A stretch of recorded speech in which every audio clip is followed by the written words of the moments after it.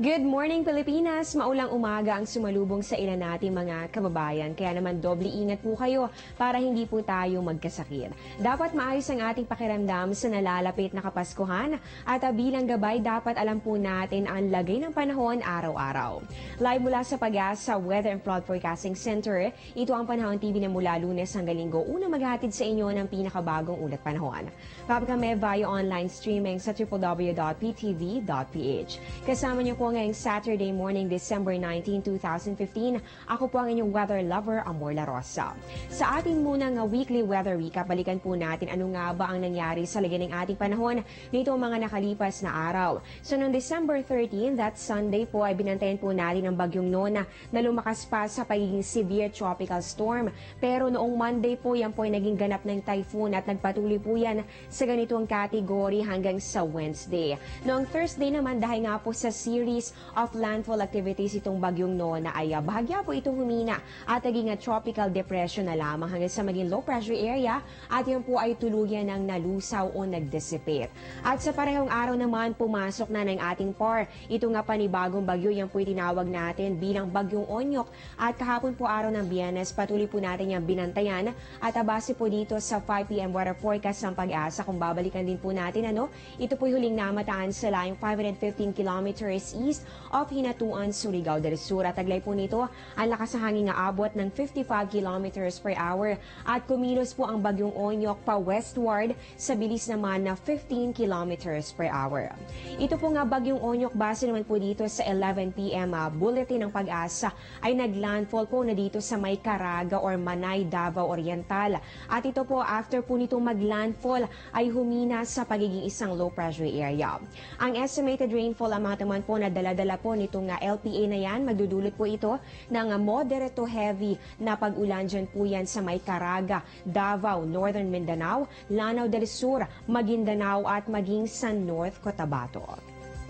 Bukod naman dito sa bagyong Onyok, nandyan din po ang presensya naman ng northeast monsoon o yung hanging amihan na nakaapekto po kahapon lalong-lalo na dito sa may northern Luzon. At naranasan po natin ang pagkakaroon ng maulap na kalangitan na nagdulot naman ng mahina hanggang sa katamtamang pag-ulan at mga pulupulong pagkidlat pagkulog. Dito po yan sa Metro Manila at sa natitirang bahagi pa ng Luzon.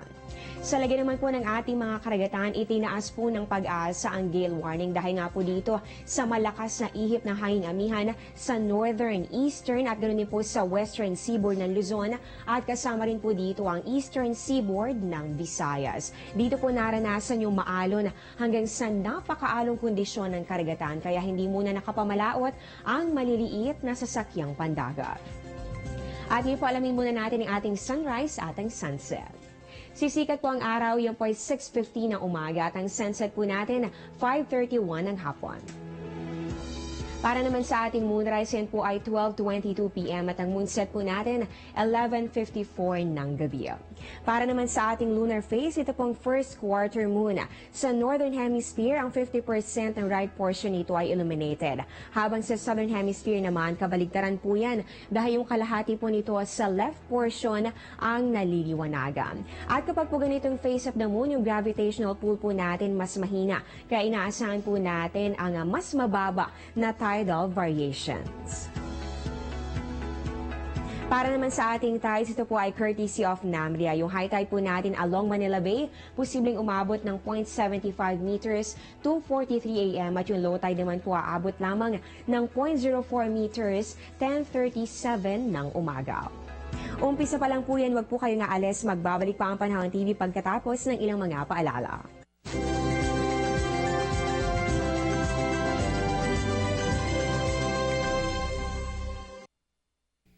Air 21 introduces a new way of rewarding. The Air 21 Purple Rewards for consignees. Recipients will earn points upon receiving a package.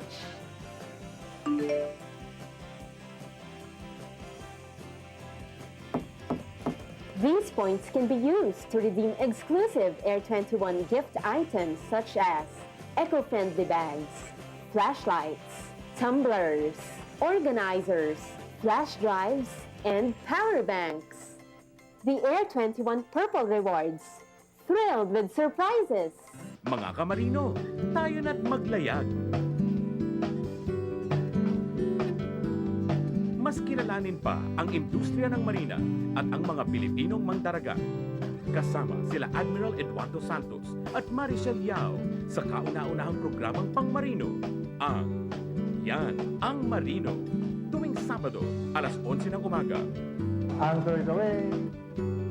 Sa telebisyon ng Bayan. 21 introduces a new way of rewarding. The Air 21 Purple Rewards for consignees. Recipients will earn points upon receiving a package.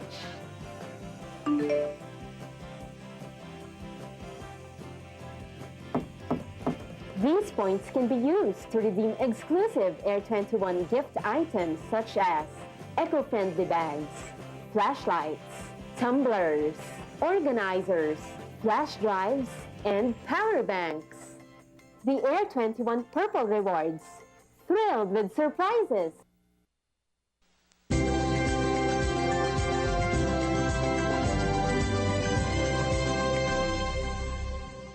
Good morning, Pilipinas, and welcome back po sa Panahon TV. Sa puntong ito, alamin naman po natin ang datos ng NDRRMC tungkol po dito sa naging epekto ng Bagyong Nona at Bagyong Onyok dito sa ating bansa. Unahin po natin ang effects of Typhoon Nona. Sa preemptive evacuation, naapektuhan po ang higit sa 165,000 families o katumbas po ito ng higit sa 742,000 persons. Para naman po sa mga pinagsilbihan sa evacuation, umabot naman po ito ng 55,053 families at 273,903 persons.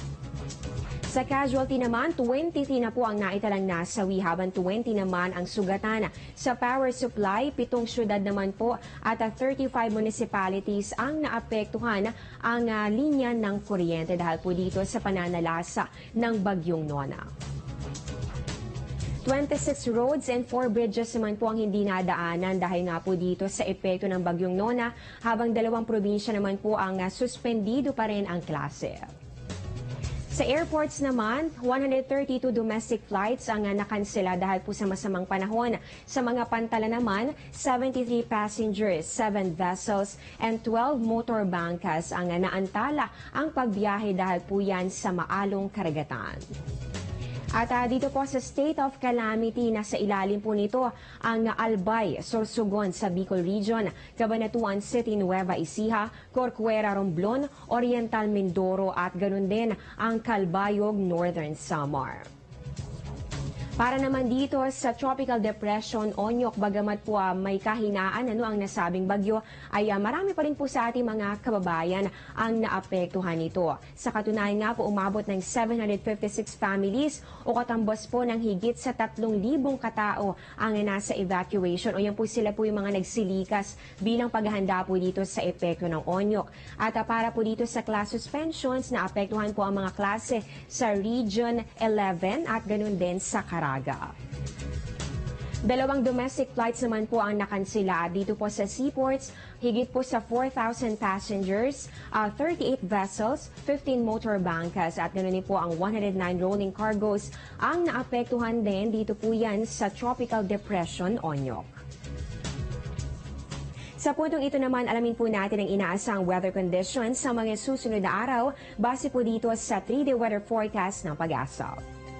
Unahin po natin dito sa Baguio City, inaasahan naman po natin ang generally fair weather maliban na lamang sa mga pulo-pulo at mga mahihinang pag-ulan. Simula po yan bukas at magpapatuloy po yan hanggang sa Tuesday. Dito naman sa Metro Manila, ayon po sa Pag-asa, makakaranas po tayo ng partly cloudy skies na may kasama lamang po na isolated light rain. Simula po yan bukas at magpapatuloy po yan hanggang sa Martes. Check naman natin dito sa Metro Cebu, improving weather at yung temperatura po aabot ng 24 to 32 degrees Celsius from Sunday to Tuesday. Para naman sa mga nasa Metro Davao, inaasahan din po natin ang pagkakaroon ng maaliwalas na lagay ng panahon maliban na lamang sa tsansa pa rin ng mga pulo-pulong pag-ulan o pagkidlat, pagkulog, lalong-lalo na po yan sa hapon o kaya naman ay sa gabi. At panghuli po natin sa may Zamboanga City, inaasahan na rin po natin ang unti-unting pagganda ng panahon dahil nga po magpapakita na si Haring Araw pero meron pa rin po chances ng isolated cases ng mga rain showers at ganoon din po ng mga localized thunderstorms simula po yan bukas at magpapatuloy po yan hanggang sa Martes. Magbabalik pa po ang Panahon TV pagkatapos ng ilang mga paalala.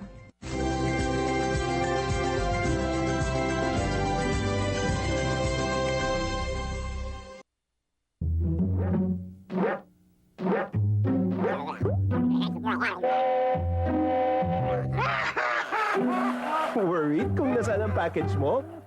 Sa Year 21, worry-free! May real-time SMS updates kaya alam mong status ng padala mo every step of the way. Why worry? Pwede namang worry-free. Sa Air 21, sugot ko, padala mo.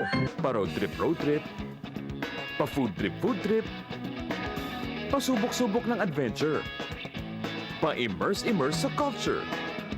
Makibarkada na at tumutok sa programa kung saan ang Pinoy ang laging bida. Kasama sina Jamie Cruz, Patty Santos at segment host Mavic Del Pilar. Buhay Pinoy, tuwing Sabado alas 10 ng umaga. Dito lang sa inyong telebisyon ng bayan.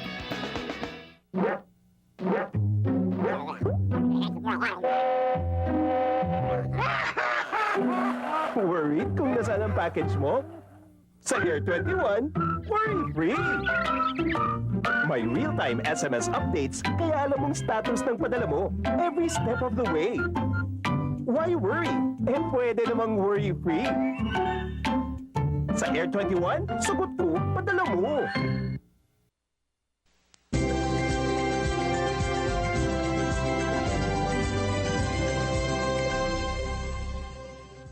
Magandang umaga Pilipinas, nagbabalik po ang Panahon TV. Sa punong ito naman, alamin po natin ang update ng pag-asa tungkol po dito sa major dams na binabantayan po natin lalong-lalo na sa bahagi po ng Luzon. Kabilang pa rin po dito itong Magat, Pantabangan at ganun din ang Angat Dam. Unahin po natin itong Angat Dam na itong mga nakalipas sa araw po ay nagbukas ng gate dahil nga po yan ay lumagpas na dito sa kanyang spilling level. So kahapon po meron po yan 213.20 meters at nagkaroon po ng pag-akyat sa water level na umabot ng 0.20 meters. Dito naman po sa Magat Dam, dyan po yan sa Isabela. Meron po itong 192.04 meters and for the past 24 hours nakitaan po ito ng increase in water level na umabot naman ng 2.29 meters. At dito po sa may Pantabangan Dam sa may Nueva Ecija, kahapon po naitala po ng Pag-asa ang 208.46 meters at nakitaan din po yan ng pag-akyat sa water level na umabot naman ng 0.40 meters. So patuloy po kayong tumutok dito lamang sa Panahon TV para po malaman po natin itong datos ng ating Weather Bureau tungkol po dito sa lagay ng level ng tubig sa ating mga dam. At itong mga nakalipas sa araw nga po bilang paghahanda sa epekto ng Bagyong Nona at ganoon din po ng Bagyong Onyok. Ilan po sa ating mga kababayan ay inilikas at nilagay po muna sila sa mga evacuation centers. Pero sa iba po nating mga kababayan ngayon na nasa evacuation centers pa rin, paano nga ba natin mapapanatili ang ating kalusugan? So narito po ang health tips mula po yan sa DOH. Una po dito, pakuluan po ang tubig ng hindi bababa sa 2 minuto para po mapatay ang mikrobyo. Next, dapat po maghugasin po tayo ng ating mga kamay bago po maghanda ng pagkain. Para naman po sa mga nanay, ipagpatuloy lamang ang breastfeeding sa inyong mga sanggol. Ang next step, itapon po ang basura sa tamang lagayan. At ayon po sa DOH, dapat gumamit po tayo ng maayos na palikuran. So yan po mga dapat po nating tandaan kapag po tayo ay nasa evacuation centers. Tulad po na nabanggit ko kanina, ilang mga dam nga po ang nagbukas ng gate dahilan naman para po maranasan ang pagkakaroon po ng pagbaha sa ilang bahagi po ng ating bansa. Ano nga ba ang mga paghahandang dapat nating gawin at syempre ano ba yung mga dapat nating gawin kapag meron pang baha sa ating area? Alamin po yan sa Project Dina.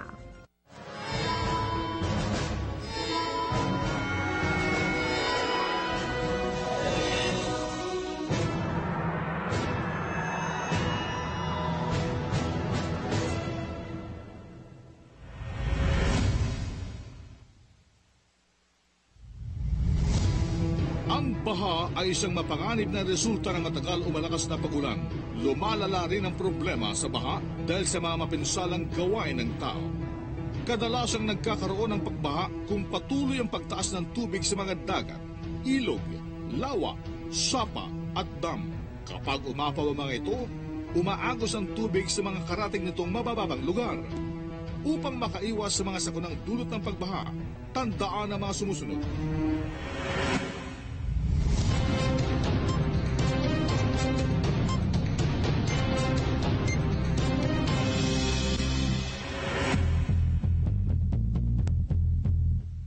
Alamin ang panganib at warning system sa inyong lugar at siguraduhin alam ito ng buong pamilya. Ugaliing alamin ang ulat panahon araw-araw. Dapat maayos ang pagtatapon ng basura upang hindi ito magbara sa daluyan ng tubig. Regular ding linisin ang mga daluyang ito. Mag-imbak ng pagkain at malinis na tubig. Ihanda ang emergency survival kit. Maghanda ng radyong de baterya, pito, kandila at posporo, flashlight at extra battery. Gumawa ng evacuation plan kasama ang pamilya.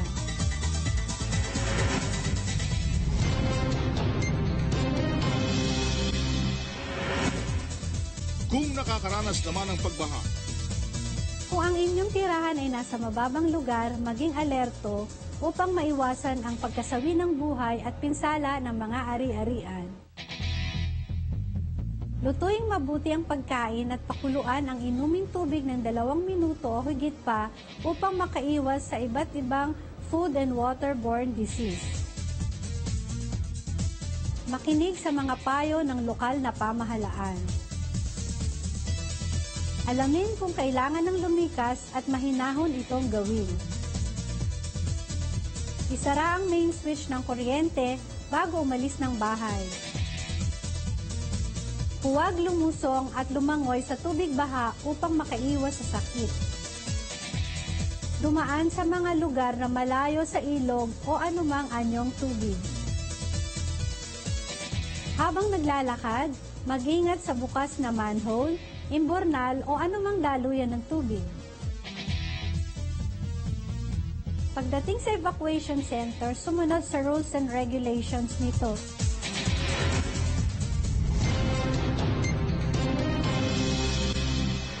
Maingat na suriin ang bahay. Siguraduhin walang outlet o kable ng kuryente na nakababad sa tubig bago buksan ang main switch nito. Magpakonsulta sa pinakamalapit na health center o ospital kung may nararamdamang sakit. Tandaang dala ng baha ang mga sakit na tulad ng leptospirosis, typhus, cholera at marami pang iba. Ipaalam agad sa mga kinauukulan kung may natumbang pose ng kuryente o napatid na kable. Itapon ang naipong tubig sa mga gulong, paso at iba pang lalagyan. may mga mabababang lugar din kabilang sa flood-prone areas ng bansa at hindi dapat dito nagtatayo ng mga bahay o anumang istruktura. Tamang kaalaman ay kahandaan, maging ligtas, maging panatag, Pilipinas.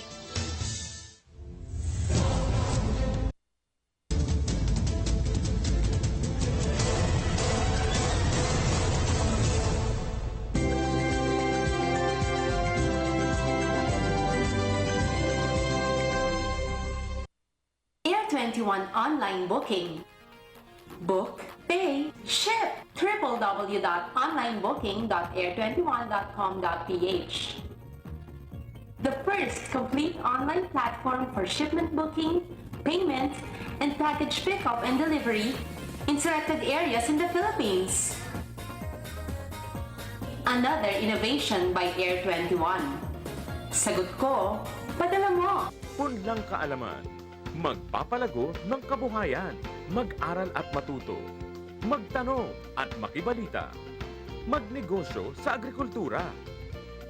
Mag-agri tayo, tutok na tuwing Sabado ng umaga, dito sa katuwang nyo sa paghahanap buhay. PTV. Air21 online booking. Book, pay, ship. www.onlinebooking.air21.com.ph. The first complete online platform for shipment booking, payment, and package pickup and delivery in selected areas in the Philippines. Another innovation by Air21. Sagot ko, padala mo.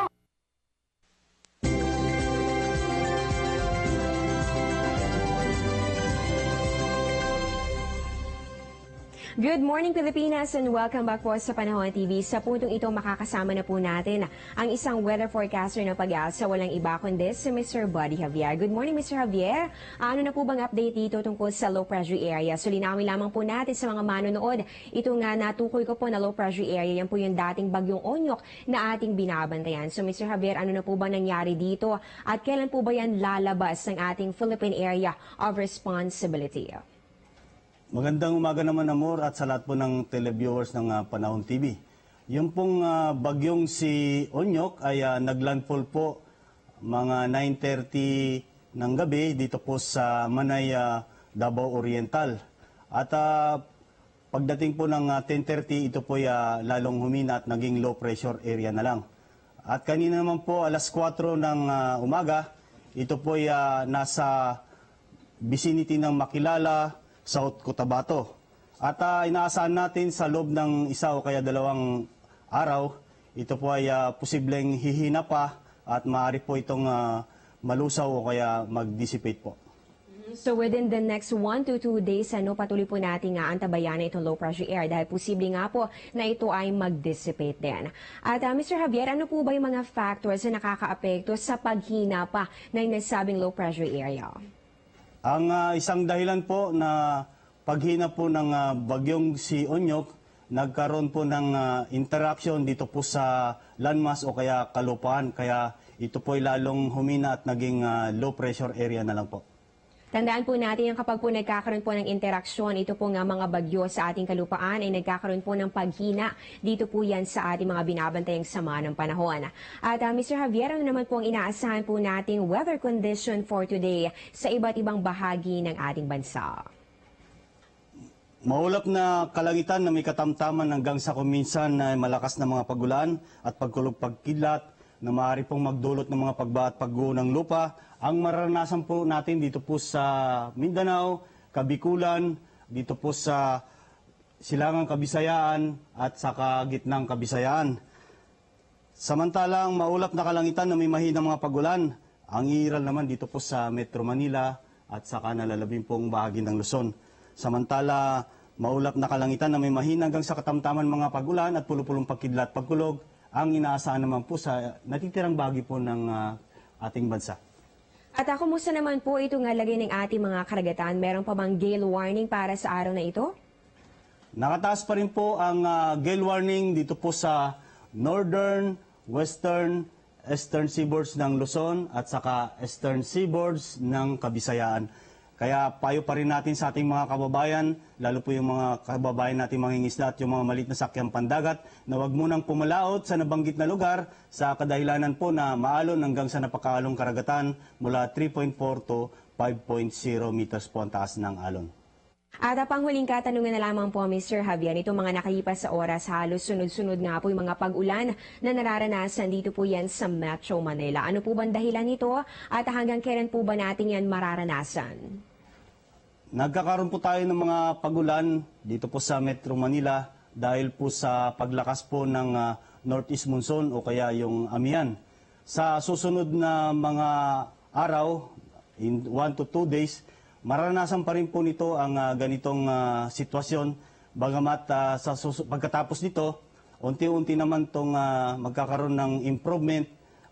Pero asahan pa rin po natin na makakaranas tayo ng pulupulong mahinang mga pagulan, lalo po sa buong dito po sa ating archipelago po.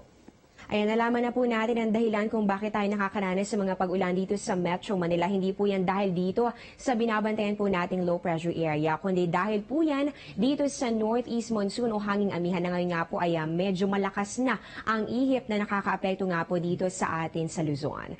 Ay maraming salamat po Mr. Buddy Javier sa binahaging impormasyon tungkol sa lagay ng ating panahon. At yan nga po, nakasama po natin ang isang weather forecaster ng Pag-asa. Magbabalik pa po ang Panahon TV pagkatapos ng ilang mga paalala.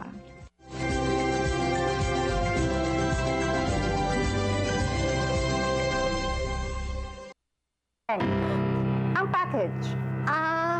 Ma'am, sabi ng Air 21 on the road na. Ano te? Ang package. Ma'am, sabi ng Air 21 na receive na. Okay. Very good.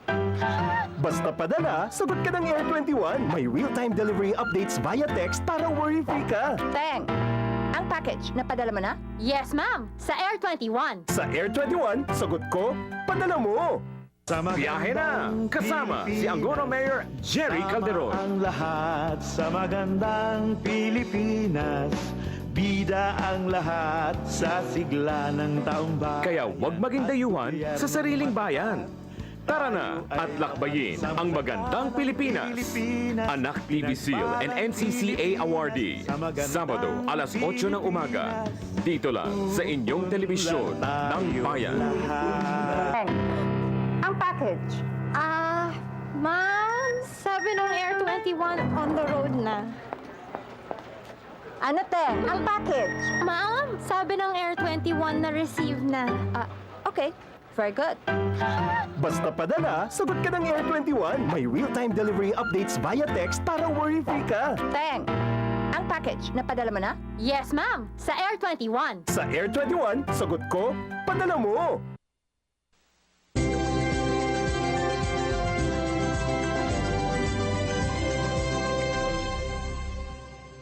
Good morning Pilipinas and welcome back po sa Panahon TV. Mula po sa Manila International Airport Authority o MIA bilang bahagi po ng Oplan Lakbay 2015, maghihigpit po ng seguridad at magdadagdag din ng airline personnel, particular na po sa check-in counters sa lahat po ng terminals para mas mapabilis at maging maayos po ang pag-accommodate sa mga biyahero.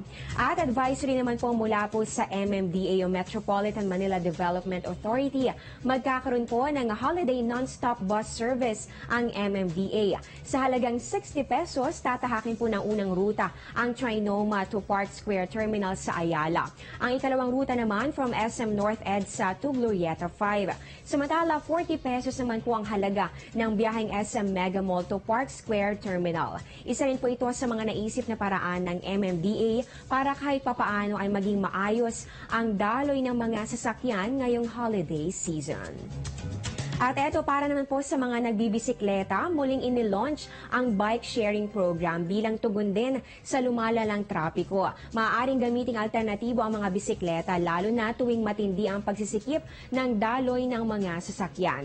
So ito pong bikes can be borrowed and used as alternative transport during heavy traffic. At yung mga designated bike lanes, kabilang po dito ang Ortigas area to White Plains. Kasama rin po dito ang Temple Drive and Santolan near Camp Aguinaldo. Raha Sulaiman in Calao at the corner of Museum Pambata going to Quirino Grandstand sa Maynila. Kasama rin po dito ang Ayala going to Magallanes. Ayon po sa MMDA, ito po nga service na ito ay libre at ayon po mga gustong humiram ay ganito po yung mga steps na gagawin. Pwede po kayong mag-register by presenting your ID at ganoon din po meron po kayong i-fill out na form.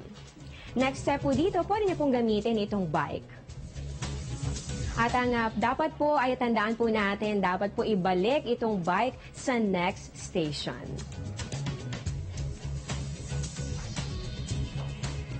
At ito naman po, para po magabayan naman kayo sa inaasahan po nating weather condition para po sa iba't ibang bahagi ng ating bansa, lalong-lalo na yung mga magsisimba mamaya. Narito po ang ating special weather forecast.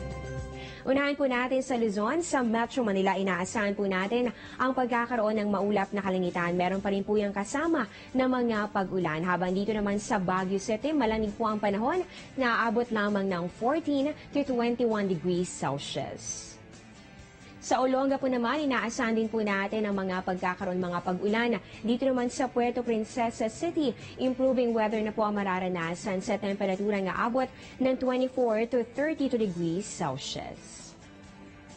Sa Visayas area naman po tayo, malaking bahagi po ng Visayas makakaranas ng maaliwalas sa panahon maliban na lamang sa tsansa pa rin ng mga pulupulong pag-ulan o pagkidlat, pagkulog. Ang pinakamataas sa temperatura dito po sa Metro Cebu na abot ng 25 to 32 degrees Celsius. Sa Mindanao area naman tayo, magiging maulan pa rin po ang panahon sa malaking bahagi po ng Mindanao at yung temperatura sa Cagayan de Oro aabot ng 23 to 30 degrees Celsius. At talaga namang ramdam na po natin ang lamig ng Kapaskuhan. Aba, tama yan dahil 6 days na lang Pasko na. Sama-sama po natin sasalubungin dito lamang sa Panahon TV. Yan po ang mga nakala po namin impormasyon para sa umaging ito. Maraming salamat sa pagtutok dito sa aming programa. Live mula sa Pag-asa Weather and Flood Forecasting Center, ito ang Panahon TV kung saan walang pinipiling panahon ang pagbibigay impormasyon. Nakasama niyo po ang inyong weather lover Amor La Rosa na nagsasabing ang taong handa at may nahon na kayang lagpasan ang hamon ng panahon. Good morning po sa inyong lahat. Ang programang ito ay hatid sa inyo ng Air 21. Sagot ko, padala mo.